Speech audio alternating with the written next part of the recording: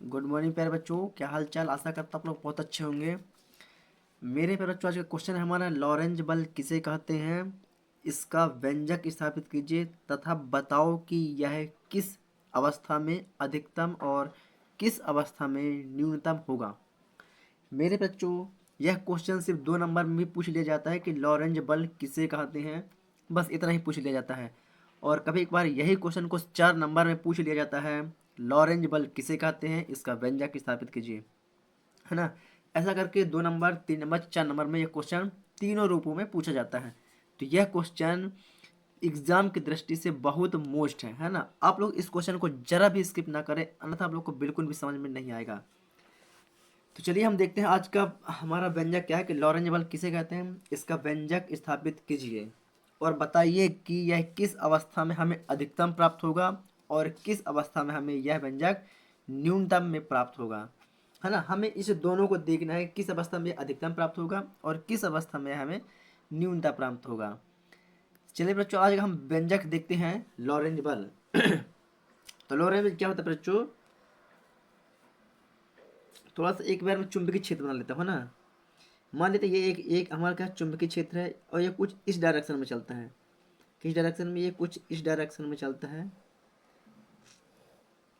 चलिए, ये हो गया हमारा क्या चुंबकीय क्षेत्र, क्या होगा चुंबकीय क्षेत्र। और इसमें क्या गति करता है, आवेश। क्या क्या गति करता है, आवेश, जिसको बोलते हैं इलेक्ट्रॉन भी बोलते हैं। क्या बोलते हैं हम, जिन्हें हम इलेक्ट्रॉन भी बोलते हैं। क्या बोलते हैं, इलेक्ट्रॉन। समझ पा रहे हैं मेरी बात को।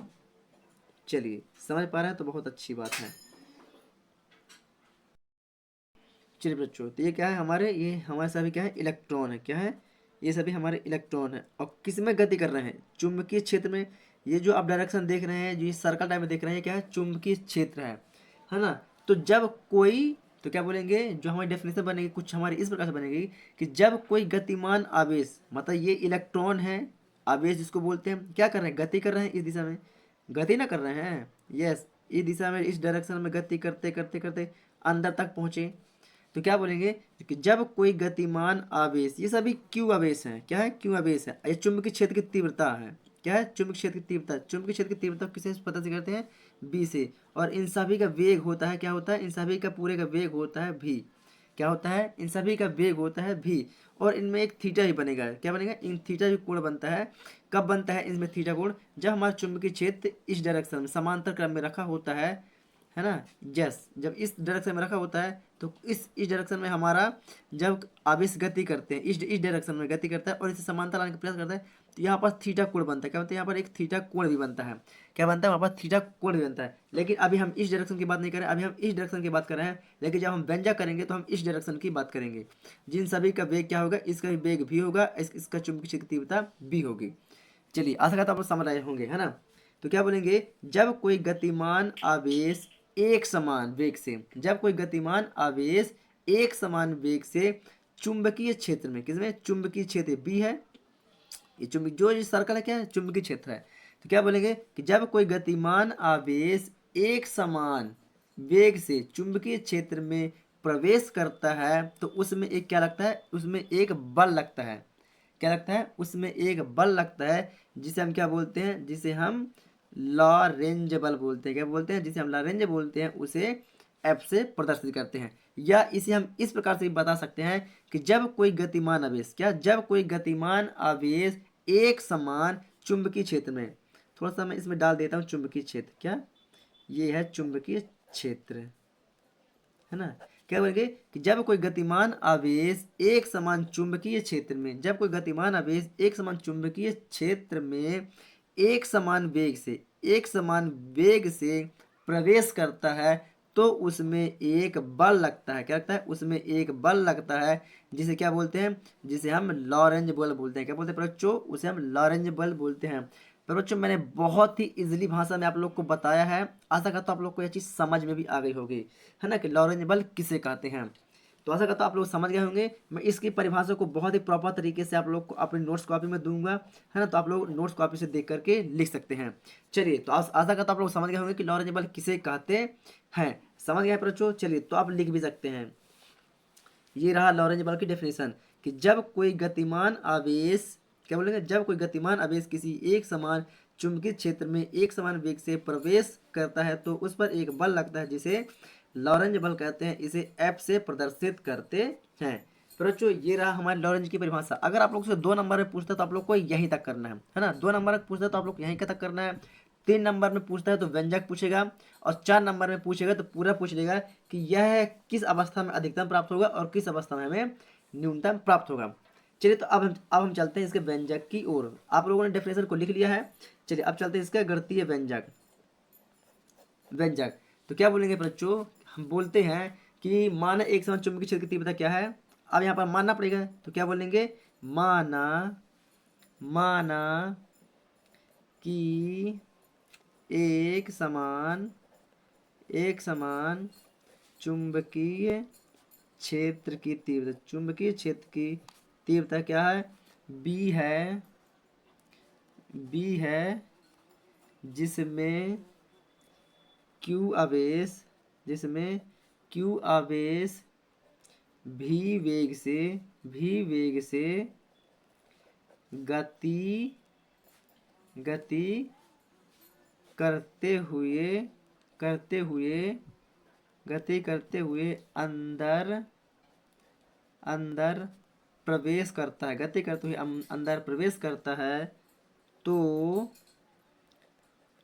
उसमें एक लॉरेंज बल एफ लगता है जो है ना।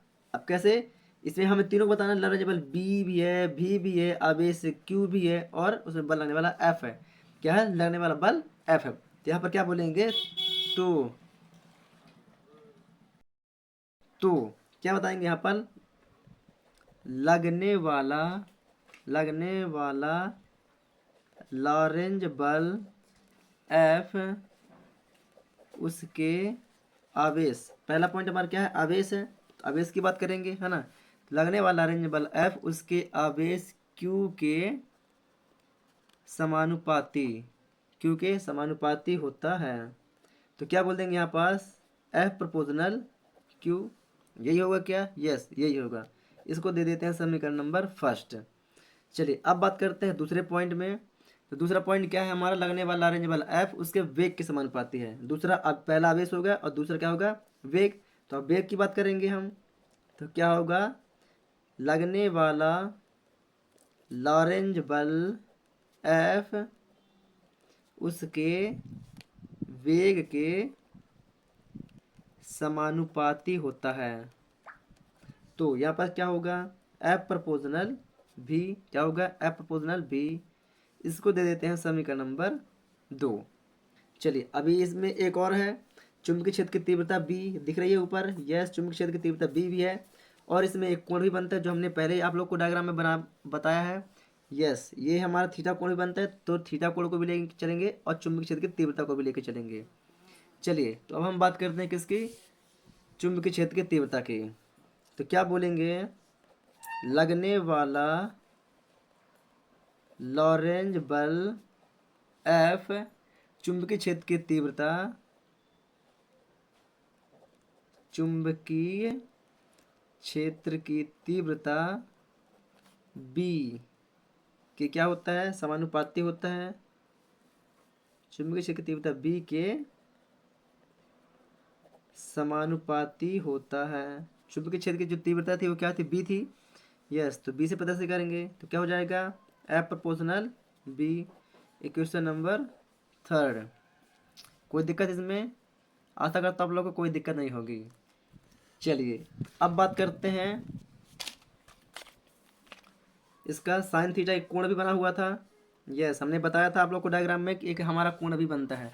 चलिए उस कोण की ओर देखते हैं। तो क्या बोलेंगे, लगने वाला लॉरेंज बल एफ, क्या बोलेंगे, लगने वाला लॉरेंज बल एफ उसके कोण के समानुपाती होता है, कोण के समानुपाती होता है। तो क्या हो जाएगा ये बच्चों यहाँ पास, एफ प्रोपोर्शनल साइन थीटा, क्योंकि कोण बनता है थीटा बनता है वहाँ पास, और हमारा हमको पता है कि त्रिकोणमितीय मान का जो पहला मान होता है वो साइन होता है, तो हम यहाँ पर क्या लिख देते हैं, साइन थीटा। आशा करता हूँ आप लोग यहाँ तक समझ में आ गया होगा। और ये हो गया हमारे क्वेश्चन नंबर 4। और हमने फर्स्ट सेकेंड थर्ड और फोर्थ, हमने फोर्थ समीकरण निकाल लिए हैं। अब इन सबको क्या करते हैं, एक परिणामी रूप में बता देते हैं। किसमें, परिणामी रूप में। तो क्या बोलेंगे बच्चों, समीकरण 1 2 3 और 4 से। तो यहाँ पर हम लिख देते हैं समीकरण फर्स्ट सेकेंड थर्ड और फोर्थ से। हम देख रहे हैं पर बच्चों सभी समीकरण में एक बार आप लोग गौर करिएगा कि समीकरण फर्स्ट फर्स्ट सेकेंड थर्ड और फोर्थ में एफ समानुपाती एफ समानुपाती एफ समानुपाती एफ समानुपाती, सभी में एफ समानुपाती है। तो इसका क्या करते हैं, हम कॉमन ले लेते हैं। क्या करते हैं, कॉमन ले लेते हैं। चलिए, तो हम देख रहे हैं यहाँ पास एफ समानुपाती सभी में है, तो एफ समानुपाती कॉमन ले लेते हैं। और जो होता है समीकरण एक first first second third fourth में, उन सब का अलग अलग लिख देते हैं। तो पहला क्या था, आवेश था, तो क्यू हो गया। दूसरे में क्या था, दूसरे में वेग था, तो भी हो गया।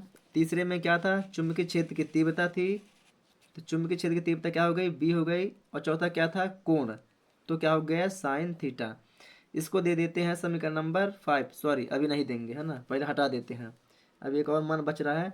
यस, जब ये प्रोपोर्शनल हटता है तो उसमें क्या होता है, एक नियतांक लगता है। तो यहाँ पर एक बराबर का चिन्ह लगेगा और नियतांक हमारा क्या लगता है, के लगता है।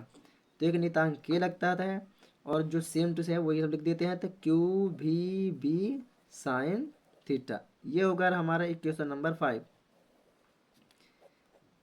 सॉरी, यस, जहाँ के एक नियतांक है हम बता देते हैं।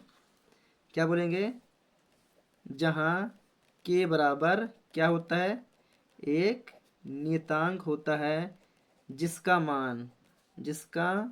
मान एम के एस पद्धति में, किसमें, एम के एस पद्धति में क्या होता है पर बच्चों, के बराबर क्या होता है, एक होता है। क्या होता है, एक होता है। आशा करता हूँ आप लोग यहाँ तक समझ गए होंगे। चलिए, तो समीकरण 5 में के का मान रख देते हैं। यस, चलिए के का मान रख दे रहे हैं, है ना। तो यहाँ पर क्या बता देंगे, समीकरण 5 में के का मान रखने पर, समीकरण 5 में के का मान रखने पर, समीकरण 5 आप लोग को दिख रहा होगा। चलिए, तो ये रहा हमारा समीकरण नंबर 5। यहाँ पर हम के दिखाई दे रहा है, इसका मान क्या हमने बताया अभी, एक होता है। चलिए, रख दे रहे हैं। तो एफ बराबर के का मान एक गुणा क्यू भी बी साइन थीटा, क्यू भी बी साइन थीटा। तो क्यू भी बी साइन थीटा का गुणा एक के साथ होगा, तो हमारा क्या आ जाएगा, एफ बराबर क्यू भी बी साइन थीटा। आशा करता हूँ आप लोग यहाँ तक समझ गए होंगे। यस, ये हो गया हमारा आंसर, जिसको बोल देते हैं व्यंजक, दैट प्रूव, PROVED,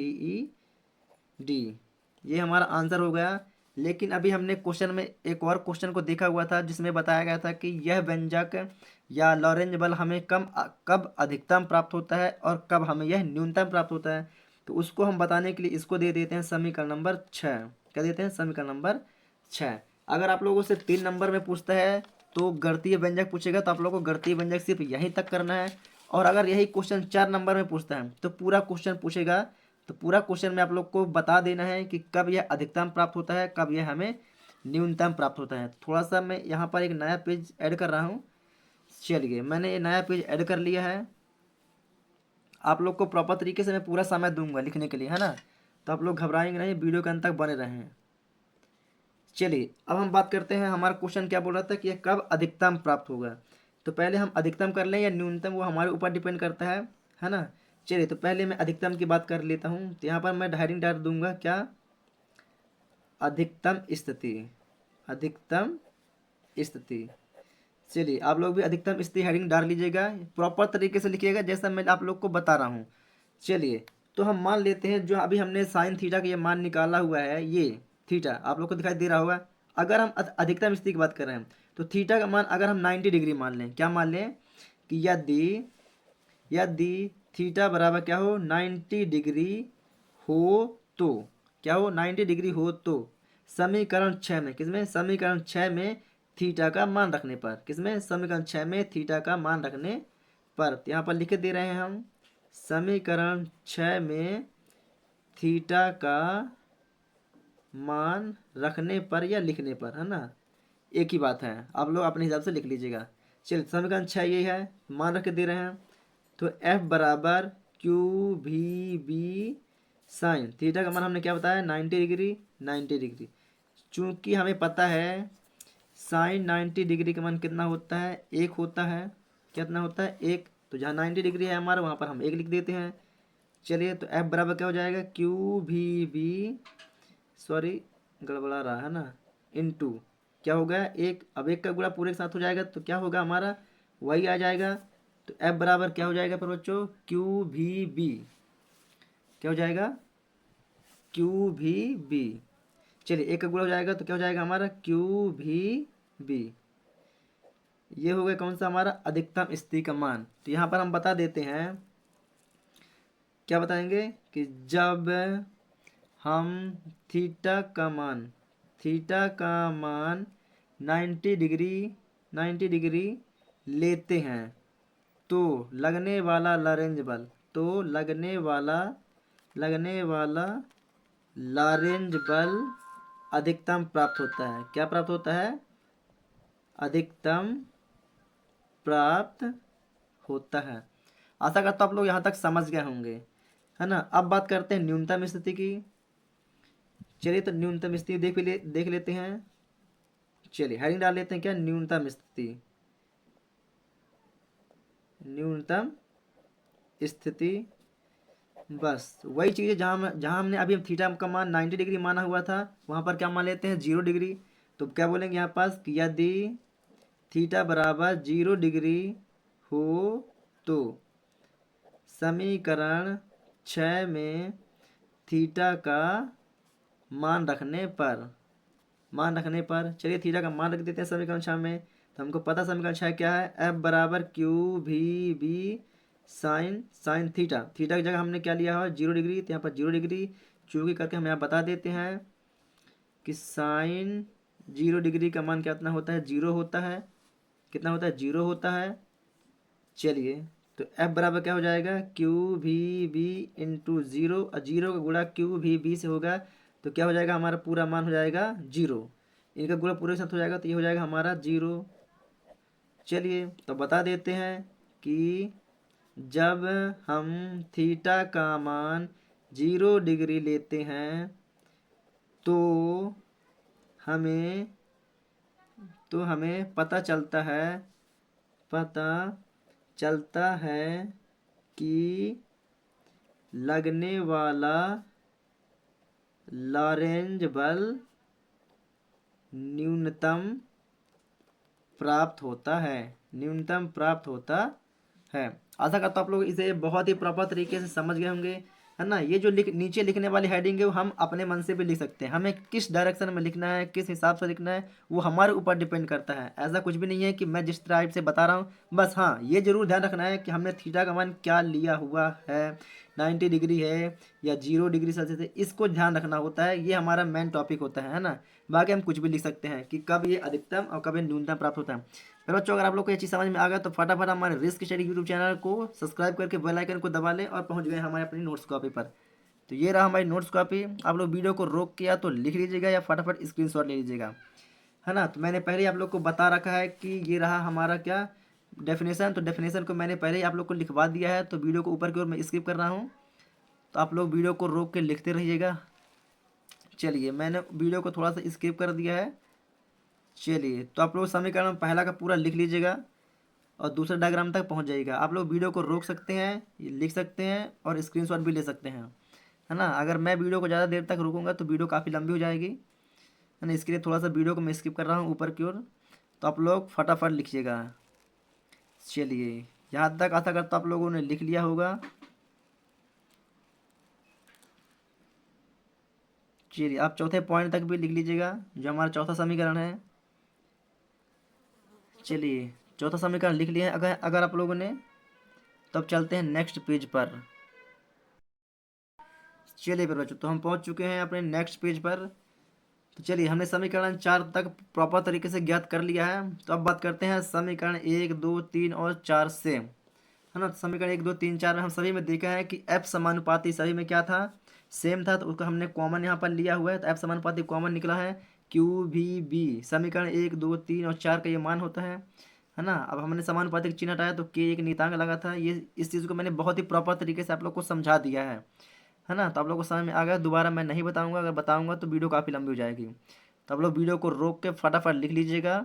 मैं वीडियो को ऊपर की ओर स्किप कर रहा हूँ, है ना। अगर आप लोग को समझ में नहीं आया है तो आप लोग एक बार पुनः वीडियो को रिपीट करके देख सकते हैं, तो आप लोग को बहुत ही प्रॉपर तरीके से समझ में आ जाएगा। चलिए यहाँ तक आप लोगों ने लिख लिया है। अब यहाँ से और वीडियो को रोक के आप लोग लिख लीजिएगा, और ज़्यादा हो तो वीडियो का स्क्रीनशॉट ले लीजिएगा। आप लोग बाद में भी लिख सकते हैं इसको, है ना। तो न्यूनतम स्थिति मैंने पहले कर दिया, इससे कोई दिक्कत नहीं है ना। न्यूनतम स्थिति पहले करो या आगे करो पीछे करो, है ना, ये कोई मायने नहीं रखता है। तो आप लोग कहीं भी लिख सकते हैं, बस हमारा क्वेश्चन पूरी तरह से सॉल्व होना चाहिए। चलिए आप लोग वीडियो को रोक के लिख लिए हैं। तो मैंने पहले न्यूनतम स्थिति कर लिया है ना, इससे कोई दिक्कत नहीं। आप लोग पहले न्यूनतम लिख लीजिएगा या अधिकतम को लिख लीजिएगा, बस आपके नोट्स में लिखा हुआ होना चाहिए बस। चलिए अब बात करते हैं हम अधिकतम स्थिति की। तो ये रहा हमारा अधिकतम स्थिति। चलिए आशा करता हूँ आप लोग वीडियो को रोक के यहाँ तक भी प्रॉपर तरीके से लिख लेंगे, है ना। चलिए लिख ही लीजिएगा। चलिए बच्चों, मैं मिलूंगा आप लोग को एक न्यू वीडियो के साथ, तब तक के लिए जय हिंद।